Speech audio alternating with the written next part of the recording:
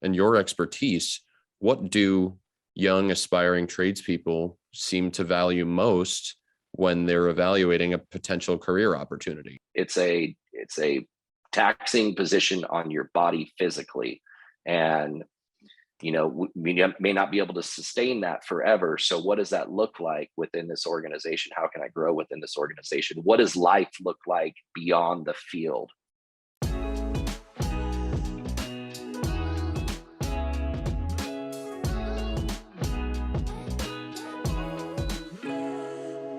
Hello, everyone, and welcome to another episode of Business Savvy, our educational podcast for field service and home service business owners. I am your host, Nick Werker. Now, I'm sure a lot of the business owners listening to this podcast have interest in expanding their team this year. Unfortunately, the process of hiring new workers has become a bit complicated, as many industries have been dealing with labor shortage issues. Today, we're going to be talking with Shaun Weiss, a coach and trainer for the Business Development Resources Company. He's going to be walking us through why these labor shortage issues are taking place in the first place and what growing companies can do to overcome them. Shaun Weiss, welcome to the show. Thanks for having me. I really appreciate it. Glad to be here.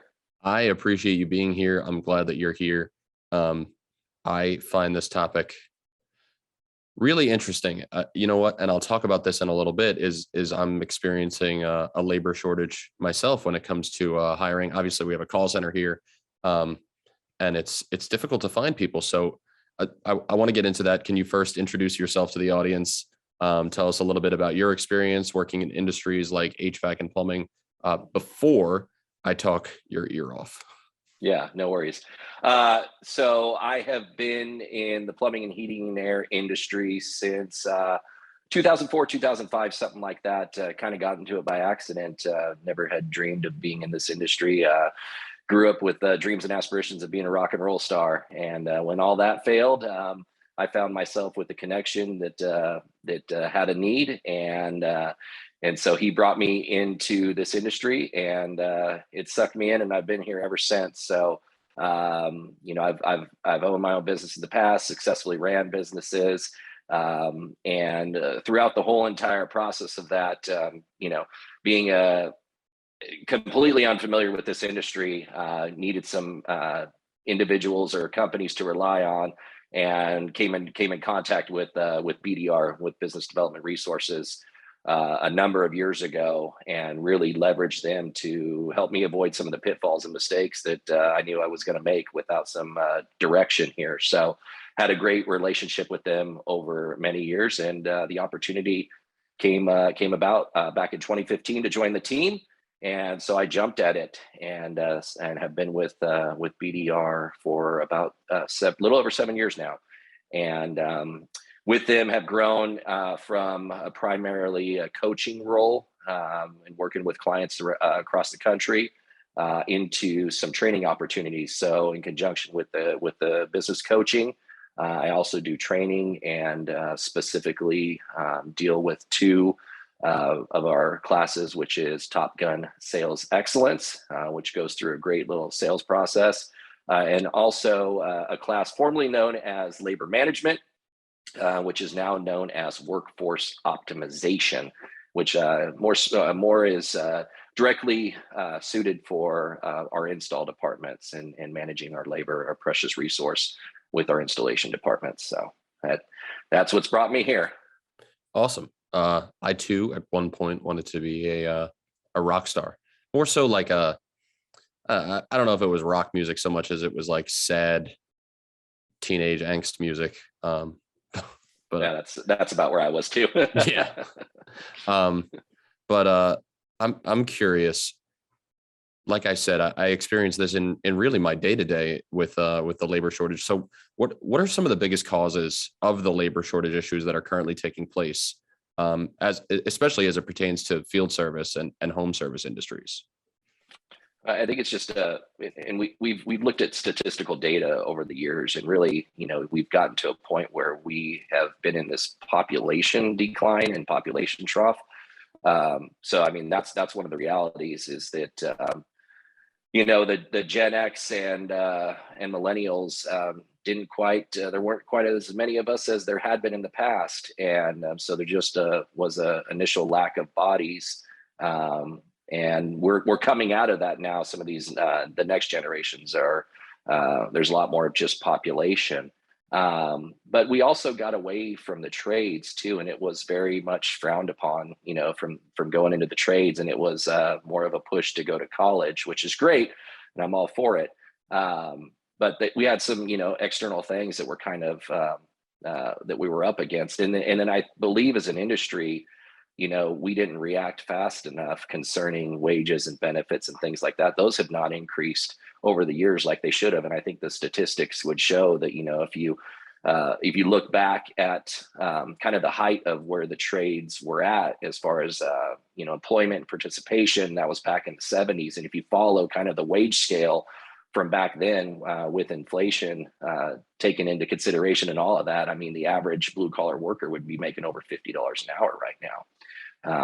So, we just haven't done a good job of keeping those wages up and really making it a desirable career choice for some. And we see a lot of change and reaction and realization that, oh my gosh, we've got to do something here, because, the wages and benefits that we, have thought we could live within are just no longer a reality. And, for the longest time, especially in the service industry, you used to see where it was competition for employees was really relegated to just our industry, right? And the plumbing and heating and air, and did a competitor get them, or where are they going? That's no longer the case. I mean, we're in competition for employees with the big box stores and your grocery store and any industry, you name it, because we're seeing those wages increase exponentially. Especially with the rate of which we've been experiencing inflation at a rapid pace. So we've got to be on top of this. It's so interesting because that's especially the way I grew up. Is it was important to go to school and get good grades and go to a university and get a desk job and put on a tie and like go be an accountant, right? Get the certifications through college, take out the loans.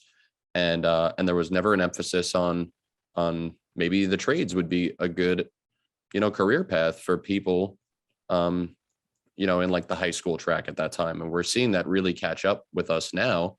Like I have very, very few friends who are in the trades.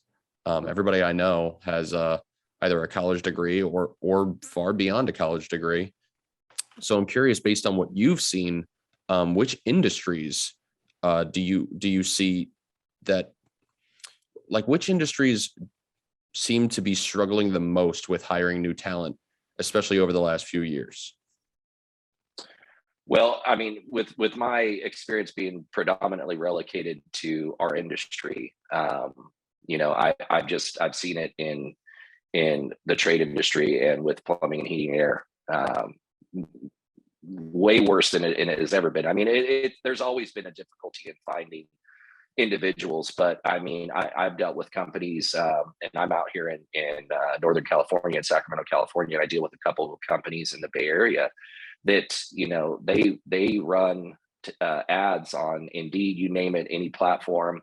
Work with recruit companies, and they've got ads out for technicians and installers for 6 months, and they get 0 applications. And in the past, I mean, it was never like that. I mean, you even got something to, possibly pick from. It may not be your desired candidate of choice, but I mean, you were still getting some degree of applicants coming through. And, and it was like, what happened? Did the well dry up?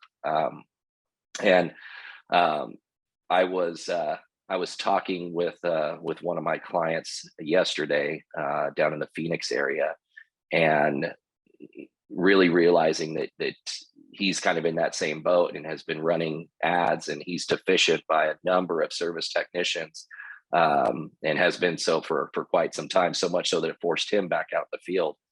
And came to the realization, like, hey, Shaun, we've got to look at this, and we've got to figure out a way that this is a 6-figure position for my service technicians, period, end of story. I'm not going to get anybody unless I can show them a path of making 6 figures. So we spent quite a bit of time the other day working on that, designing that, and how we can make that work to where, his 27-year-old and 22-year-old, maybe 21. Yeah, it's a 21 and 27-year-old technician can earn upwards of $100,000 to $120,000 this year, in service. So it is just tough, and it's looking at all the ways and all the options that we can attract this talent, because there are a lot of potential candidates out there that haven't considered the trades for whatever reason, because there's no knowledge of that this can be a six-figure job for a blue collar worker. And like you kind of described, an entry-level worker that can come in with, little to no experience, and we could train them up and provide them with the tools that they need to expedite that learning curve and get them up to speed. So, you really see a lot of companies that are focusing in on just that. But looking at, what does that training path look like once we bring somebody in, and how fast can we take somebody with little to zero experience, but hey, we found a good candidate, we've hired for attitude, we've hired for aptitude, and now we could take them under our wings, and in a period of 3, 6, 9, 12 months, whatever it may be, we can get them up to a level that we need them to be at. So identifying who are those training champions within the service department, and how can we, outside of, again, some of the technology you just described, but how can we leverage maybe some existing technology that we have at our fingertips with, FaceTime or, whatever, to be able to virtually work with a number of technicians. And we've seen that in a number of companies that basically have qualified technician, a training technician, at the ready in an office, ready to field all these Zoom calls and basically work with the technicians remotely through the process of fixing and maintaining equipment. I do want to just point out, just because I was going down like memory lane in my head, thinking about when I was in like junior high and high school. I remember being in all these classes, and the teachers would be like, you need to pay attention. You're going to be using this stuff in your job. And everybody likes the joke about the calculator, like, oh, you're not going to carry a calculator in your pocket wherever you go. And now we have phones that can do much more than just like regular addition and subtraction. But they used to warn us that there would be no jobs. Like you got to work so hard and be the smartest and be the best. And you got to get the best grades, and you got to go to the best school and spend the most money and do this. And then you're still not even guaranteed a job. And now places literally can't get people to come in the door. And a lot of it does have to do with the economic factors like inflation, and wages really have been sticky up until, like you said, people are making the same now that they were really 20 and 30 years ago. And it's just, right. It hasn't increased at the same level that maybe it should have in order to incentivize people to get into the trades. But I do want to ask you, so knowing all of that, like what are some of the bigger mistakes currently that you see field service and home service business owners make when they're attempting to hire new workers, like in the current landscape? Mm-hmm, mm-hmm.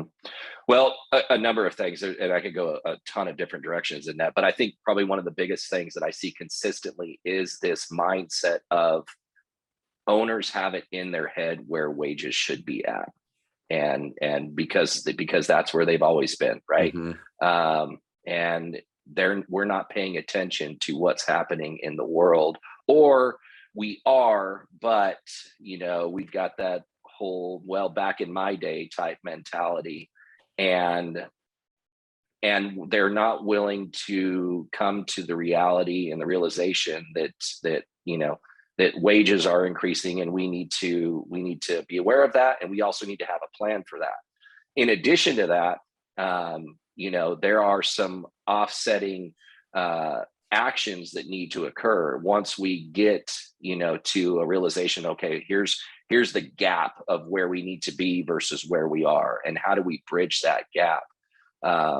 And this all boils down to a price conversation at the end of it. Once we settle on, what those wages look like. And, again, kind of going even further down this rabbit hole, once we've had the wage discussion, to me, wage is just the, when I'm going out and I'm, I use the analogy of fishing. When I'm going out, on Indeed or any of these job sites and I'm fishing for new candidates, wage is just that initial attraction, right? It's the shiny lure, or the lure's not shiny enough, right? But we haven't caught the fish yet. Now we got to look at what are all the other benefits that we provide, and taking a look at those. What's our medical dental look like? What's our retirement? What's our PTO, which is huge? What's that look like? Because again, those are all a component of compensation. And when we look at just wage alone and not take a look at the other benefits, we haven't really done our due diligence to come to a realization of this is total compensation package. And once we have the total compensation package, now we need to take that and go, okay, where do our prices need to be? So that's like the second round of getting an owner to really realize that, there's a couple of different, we got to shed that old mindset. Just because we pay an installer $11 an hour for years, it doesn't mean that's the reality that we're in. That $11 an hour installer may be, 20, 25 to start. We're not starting at 11, 10, $15 an hour.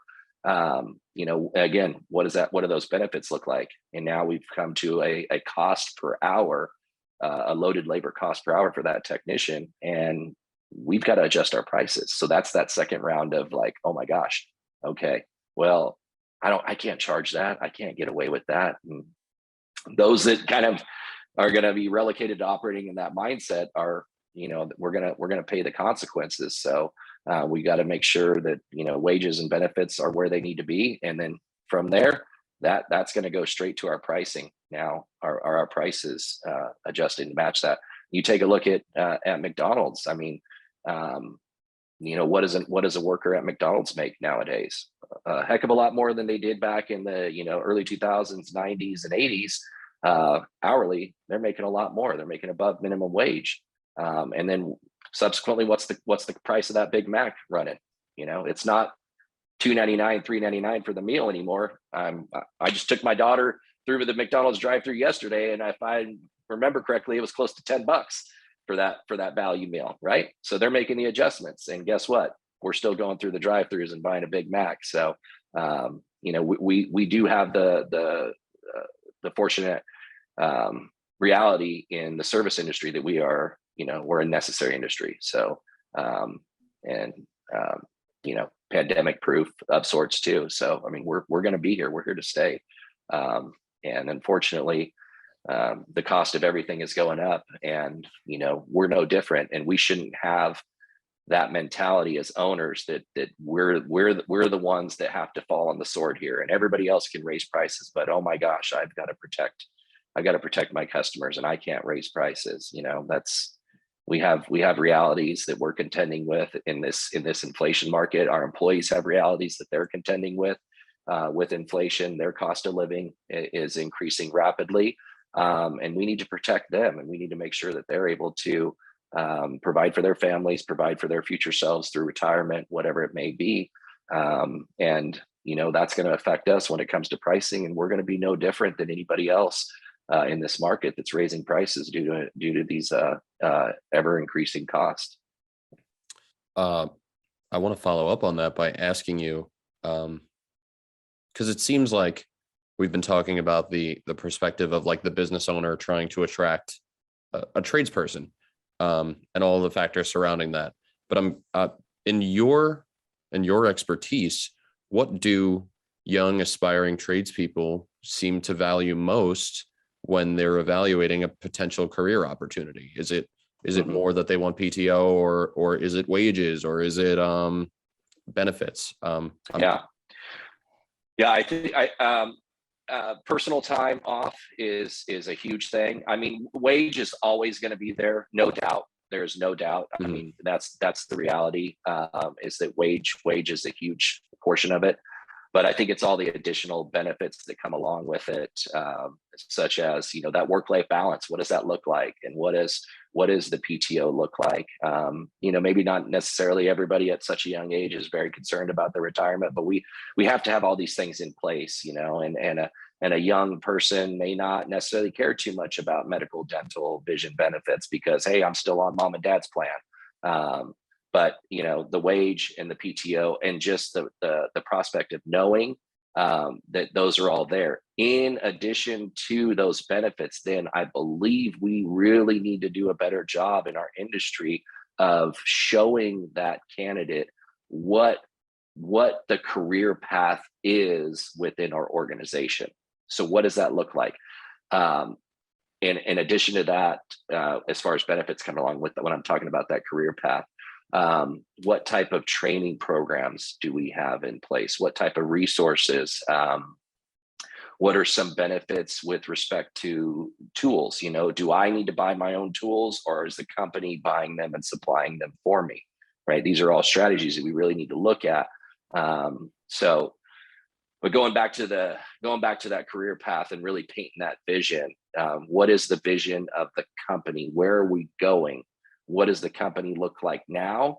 And 5-10 years down the road, when maybe we're transitioning to, hey, because the reality is it's a taxing position on your body physically, and we may not be able to sustain that forever. So what does that look like within this organization? How can I grow within this organization? What does life look like beyond the field for me? Right. So having a good, solid business plan with a vision of where this company is going to be in the next 5, 10, 15, 20 years really allows and paints a picture for that employee to know, hey, if you stick with us in 10, 15 years, here's what this business is going to look like. Here are the positions that we're going to have within this organization. And here are some potential direction for you to go, whether it's in management, in warehouse, in sales, in heck, you can even get into IT, you can get into marketing. I mean, once we reached a certain level, you really open up the company to have a number of differing positions outside of just, management or, a field supervisor at that point. We will be right back after this short ad. My name is Joe Fisher. I'm the owner of Victorian Fence, located in Long Island, New York. I've been a Ring Savvy customer for 5 years. They're very professional. They know exactly what to say. And when customers call, they have no idea that it's a separate answering service. With a product like Fence, if they don't get a live person, they're just going to call the next Fence company. With Ring Savvy, I never miss a potential new customer. Ring Savvy is an extension of our business. I like to answer my phone, but during those real busy times of year, I can let it ring on my cell phone one time. And if I'm not able to get it, it will be forwarded to Ring Savvy, where a professional sounding person will answer and take my phone call. Ring Savvy really helped me to be present whether I'm at work or at home. My kids are young, so when I'm home, I don't want to be on the telephone and trying to resolve issues. Ring Savvy is definitely giving me a better quality of life.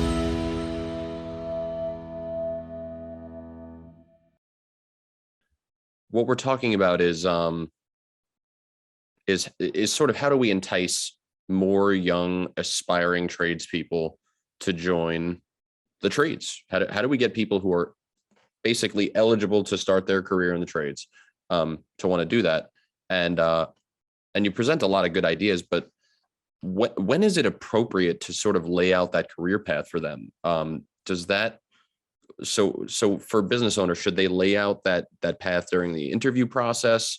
How do we sort of communicate that to up and coming technicians so that they know that, it's fairly obvious, right, that these positions are taxing on the body. And that's, I think, a turnoff for a lot of people is I don't want to be 10, 15, 20 years older than I am now and not mobile or able to like coach my kids' baseball team, softball team, basketball, whatever have you, right? Go fishing, right, like what we talked about before. How do we sort of communicate that to people who are eligible to come work in the trades? I think, like you said, right at the interview, right? We need to turn that interview into really a sales, and I don't want to say sales pitch, but of sorts. I mean, we're selling the opportunities that are going to be inherent within this organization Right. now and in the future. So that takes some work on our end. We've got to have a plan going into that. So what does that look like? What does our plan look like for this organization in the future? And how could a prospective candidate be potentially part of that? So I think it's very necessary to have all that ready, and at that interview process, present that to them. I mean, we don't have to get granular with this, but I mean, a good overview of what that looks like. What does our training program look like? How can I get you from, you're interviewing here with no experience. How are we going to take you under our wing? What's the training path look like? How fast can we get you up these levels? What's the current pay structure look like at those levels? And then from there, here's a natural progression. Once you're out of the field, maybe a field service supervisor, possibly management, possibly sales, whatever it may look like. So here's the positions in our organization, and we want you to succeed. We're a company that believes in promoting within first, and we always look within our organization to see who we may be able to promote within before, if we have to go in and looking outside. But yeah, I'd say straight from the get-go, let them know exactly where we're at right now, what our training path looks like, how we're gonna pull you up through this. We're gonna grab your hand and we're gonna guide you along this journey. You're not gonna be out there doing it on your own. We're gonna work with you throughout this to progress you in your journey. And then in the future, 5, 10, 15 years down the road, this is our vision of where this company is going to be at and the size. And, here's some potential. You could break down a simple organizational chart for them, with just positional names and things like that, and how they could begin to branch out as we grow into, multiple areas within the company. I find this really exciting because I was reading an article recently about like the future of American retirement and how the 401k is being heavily leaned upon because of its many, it's tax advantageous to like the common employee. A lot of companies will offer, matching. If you know what a 401k is, you put the money in pre-tax and then you take it out when you're eligible. I forget what age it is, but it gets taxed then, right? But there used to be 3 avenues of how you could basically save for retirement. It was the 401k was invented, Social Security, obviously, you pay into that, and then you reach retirement age, the government sends you the money that you put into it. But Social Security is currently on the decline and is really kind of failing. Not to be political, but that's, in my opinion, that's just a fact. And the thing that is missing from a lot of like careers and jobs and organizations today is the pension. The pension has been on a steady decline for the last, I wanted to say, I think they said 3 decades. So a lot of career, like I'll give teachers as an example. Teachers, the wages really don't match the amount of work that they do, and that's something that's an ongoing struggle. But the argument against the wages for teachers is that they get the pensions and the 401k and the benefits, so on and so forth. So I find it exciting that the trades, at least in your organization, can sort of learn from, the failures that we've really been making the last 30 years. Let's improve our benefits. Let's match what we offer to new technicians to what they value more in life. If PTO is really important to people, then yeah, make it really clear and easy how the PTO structure works. X amount of days off a year, they're paid, vacations are sponsored. I don't know, but let's start bringing back improved benefits, because we haven't had to make these changes for such a long time. I am curious because this is something I deal with a lot, especially dealing with a call center. I need a lot of labor, and it's really difficult for us, especially, to sort of find eligible candidates through traditional means. And by traditional, I mean, current, like online, Indeed, like we're talking about Monster, basically anywhere you can post a job. So is there anywhere else that field and home service business owners should be looking to find potential workers, that you've seen have more success than what we've been trying? Right. Well, I think we've got a great community of current employees that have contacts out there, friends, not coworkers, friends, family. And I've got one client right now that has rolled out a recruiting spiff internally in his organization. And right now he's rolling this out for experienced candidates. So if any one of his employees brings him an experienced technician or an installer, he's going to give that employee a spiff somewhere in the neighborhood of, say, and spiff is sales performance incentive fund. It's a bonus, if you will. He's going to give them a monthly spiff of $200 every month for 5 years, provided that hire stays on during the course of that 5 years. In addition to spiffing the existing employee, he's also going to match that spiff and spiff that new hire the same amount, $200 every month over the next 5 years, which winds up being essentially, between the both of them, a $24,000 sign-on bonus that's paid out over 5 years. And when you back the math down, it really works out to be, oh gosh, I want to say something like a little over $2 an hour raise is what he's going to give his existing employee and the new employee. Now that's for an experienced candidate, but could we do something even lesser for maybe just an entry level individual? But hey, you brought us somebody that's again, we're hiring for attitude and aptitude.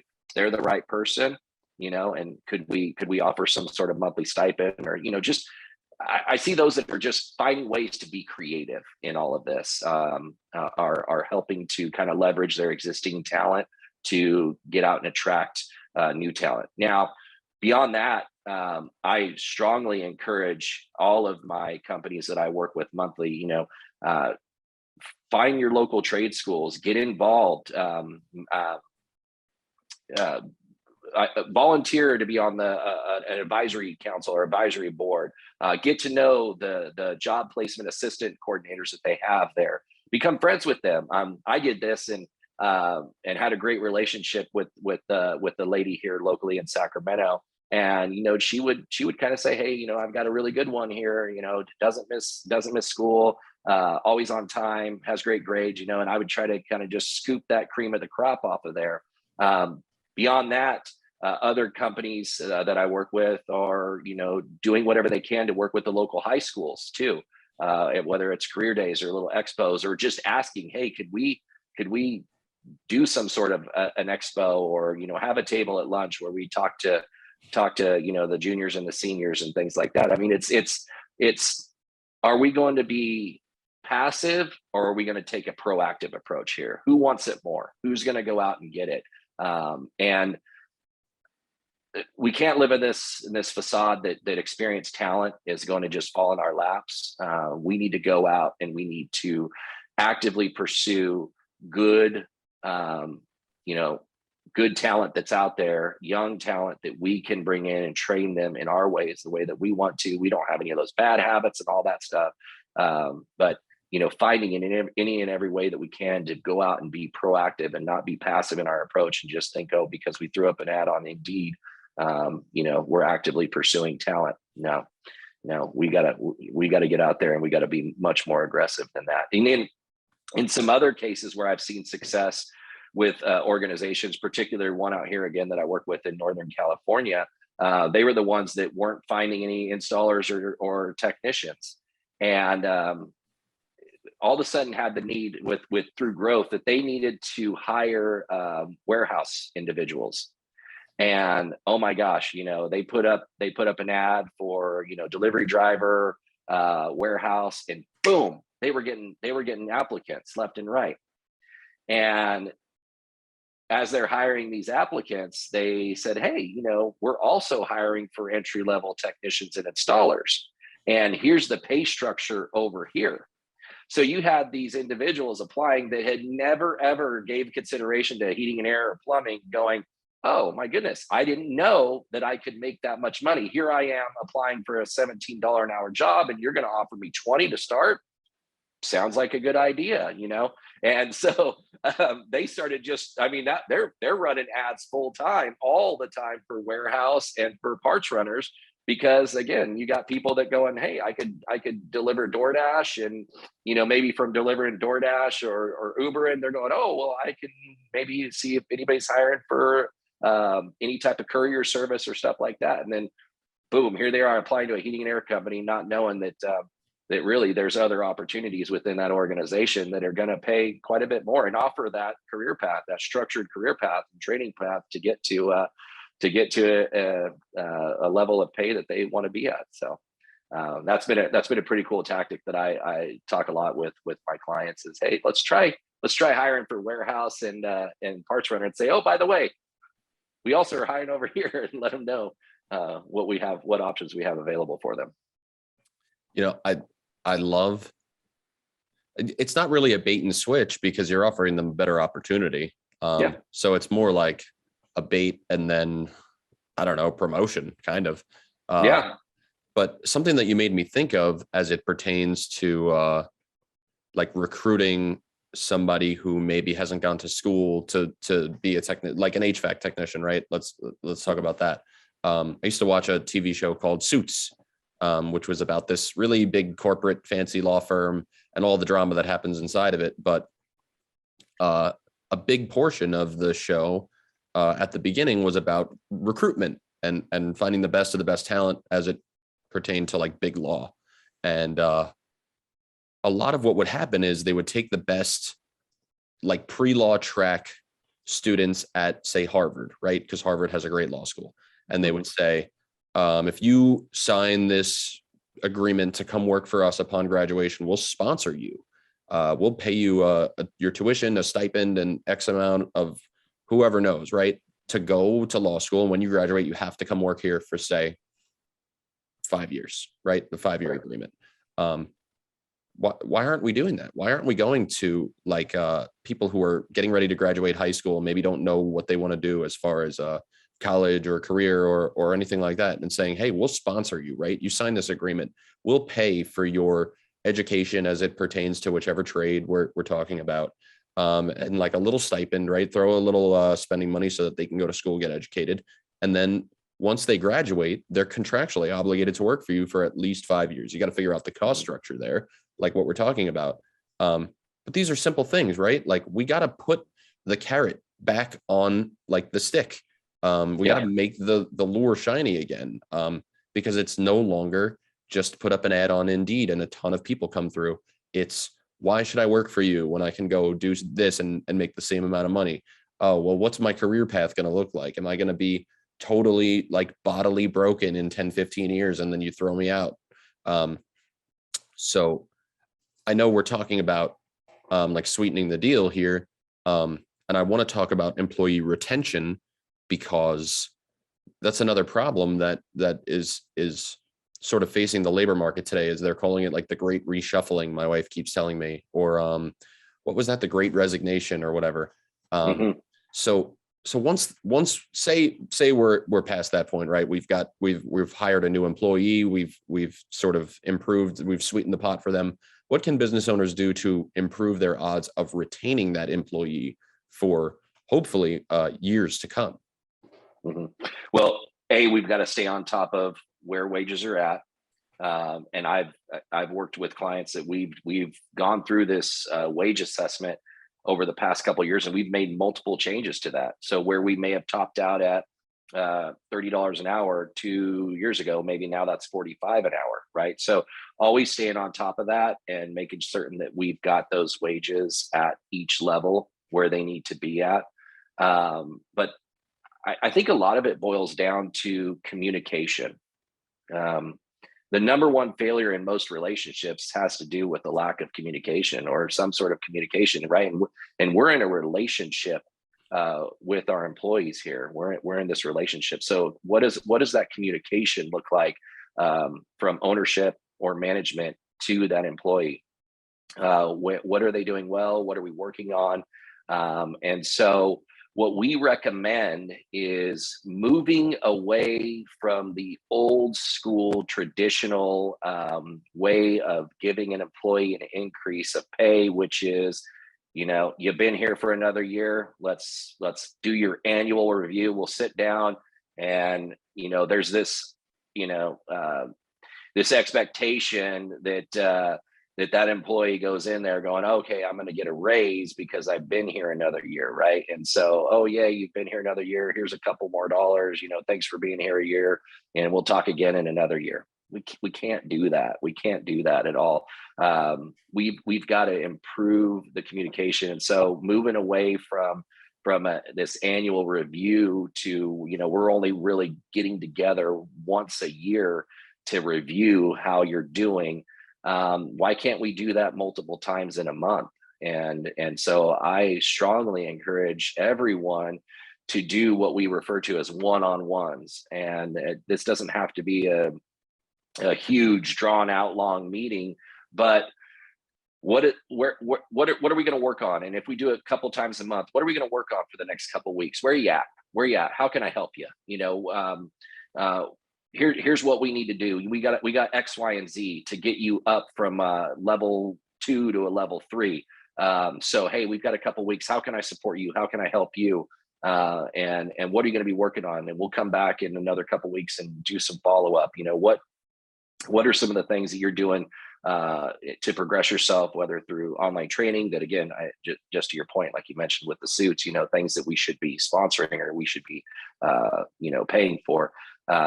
But keeping and improving communication and making that continual communication, and really and I said this earlier, but we got to grab their hands. We have to pull them through this. We have to pull them through this. Then not everybody is a self-starter and is just going to get a hold of things and they're just going to take off. Sometimes there's good individuals that need to be we need to pull them up through this process. So once we've got that employee, we need to make sure that communication is at a peak and that we've got these dedicated one-on-one meetings happening, at minimum once a month, if not a couple times a month, 10 to 15 minutes, just to review how things have been going. And what are you working on? How can we help you get up to the next level? And to back all this, BDR recommends moving away from again, the traditional annual reviews, but going to what we refer to as an achievement-based pay. So, really spelling it out. That's part of that career path that we lay out for technicians and installers. Here are the achievements that need to be had. Once you have these achievements, you move up to the next level, and then we state what that pay scales look like. So they understand fully and completely that.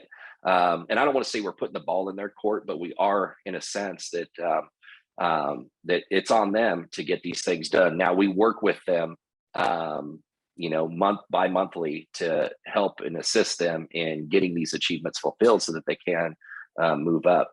But again, moving away from the old annual anniversary meeting, and then the employee just arbitrarily thinks, because I've been here a year, I get another couple bucks. Well, yeah, but you were horrible for the past year, so but they think they've been here another year, so here's a couple bucks. But moving to that achievement-based way of paying, really spelling it out as to what they need to do over time to get an advance in their pay, to get to the next subsequent levels, and then again improving the communication and working with them constantly over time to help them and push them, right, and encourage them, motivate them to do these things, and then always looking back and celebrating what they've gotten accomplished.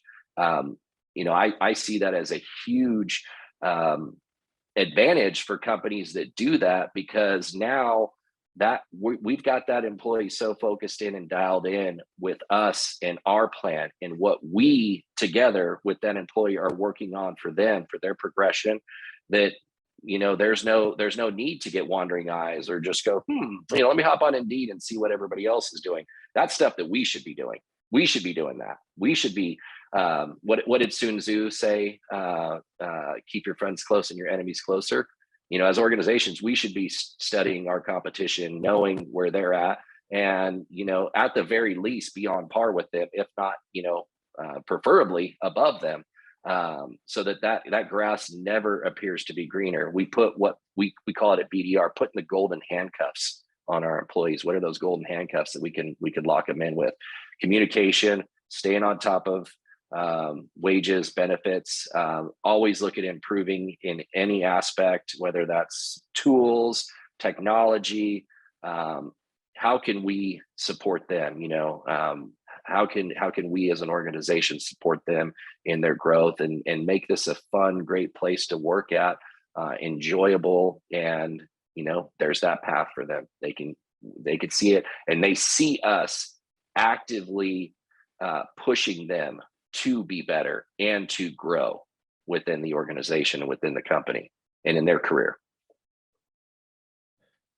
So I want to talk a little bit more about the company that you work for, which is BDR, but stands for Business Development Resources. So what kind of services does BDR provide that can assist business owners with overcoming some of these issues that we've spoken about here today? Mm-hmm. So one of the biggest things that we can do is, get anybody on our coaching program. And what that is traditionally it's a bi-monthly meeting with a head coach that is anywhere from an hour to an hour and a half long. Happens a couple times a month. In addition to what we call that our head coaching program. In addition to our head coaching program, we've got some other specialty coaching programs. Another one is our financial coaching program, where we've got a dedicated group of individuals that are way smarter than me when it comes to the accounting practices and making sure that, when we're going and looking at pricing and all that stuff, we've got everything flowing into the right buckets so that we know exactly where we're at and where we need to be at concerning pricing. Kudos to them, because they do a lot, and I couldn't do that. So that's our financial coaching.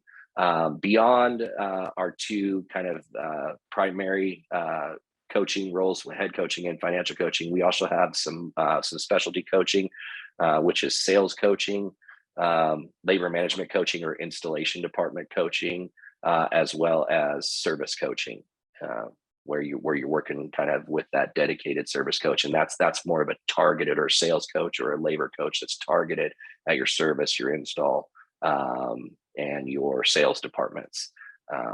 But the head coaching kind of encompasses all of it. And then a lot of organizations, as they grow, and now we've got dedicated departments and we've got dedicated managers. Now we add, for that new service manager, we add that service coach, and now that service manager has their own coach. So yeah, it's like I said, for me, and being a client of BDR's for about 11 years before coming on board, I couldn't have done it without them, and with their guidance and all of this. And like I said, really helped us to avoid a lot of the mistakes that we were probably going to head towards, or that would be inevitable, was coming. And I knew that, and I believe in coaching, and I knew it was going to be something that was going to benefit us, and it sure did. It sure did. So, for anybody who's made it this far, or is watching this as a clip, there is links laid out below to check out the coaching services that BDR provides, and obviously a link to the website. But Shaun, I want to thank you so much for joining me on the show today, and wanted to give a special shout out to all of our listeners. We hope you enjoyed this conversation, and we will be back with another episode of Business Savvy soon. So be sure to check out previous episodes of our show on Apple Podcasts, Spotify, Anchor, and the Ring Savvy YouTube channel. See you next time, everyone.